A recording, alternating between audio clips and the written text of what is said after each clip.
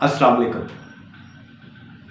एक खतून मौलवी साहब के पास गई और कहने लगी, मौलवी साहब, बच्चे कल रात से बहुत भूखे हैं, रो रो कर उनका बुरा हाल है, घर में खाने को कुछ नहीं। खुदा के लिए कोई ऐसा तवीज़ लिख दे जिससे घर में पैसे की रेल पेल हो जाए। मौलवी साहब ने जब उसकी ये बातें सुनी तो उन्होंने एक तवीज़ लिख दिया और वो खतून वो तवीज़ लेकर घर आ गई और एक पुराने संदूक के अंदर उस तवीज़ को रख दिया। अगला दिन हुआ तो सहन के अंदर किसी ने एक नोटों से भरा, पैसों से भरा एक बैग फेंका, एक थैला फेंका। जब वो थैला उस खतून ने देखा और उसको खोला तो उसके अंदर बहुत सारे पैसे, बहुत सारे नोट थे।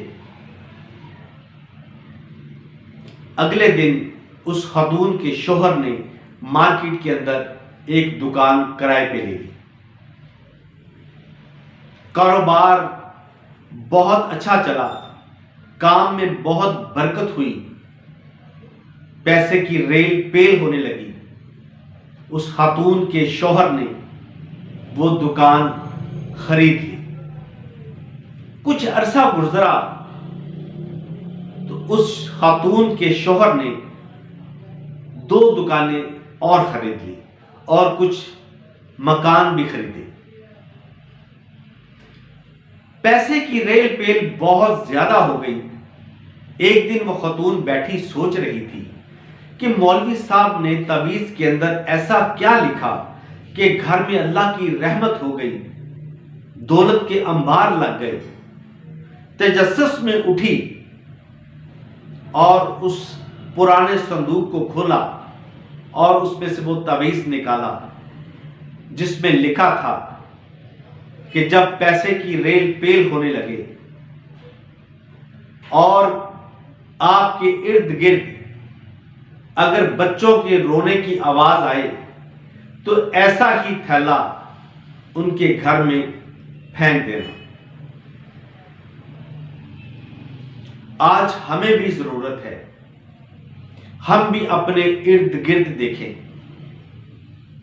हमें भी वो आवाज सुनने की जरूरत है। हमारे इर्द गिर्द कोई बच्चा रो तो नहीं रहा।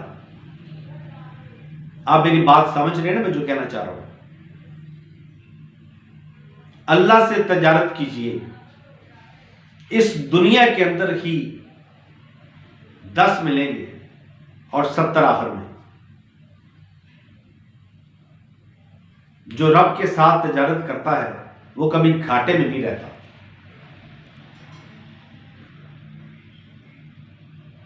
आज तक के लिए इतना ही। अपना बहुत ख्याल रखिएगा। अल्लाह हाफिज।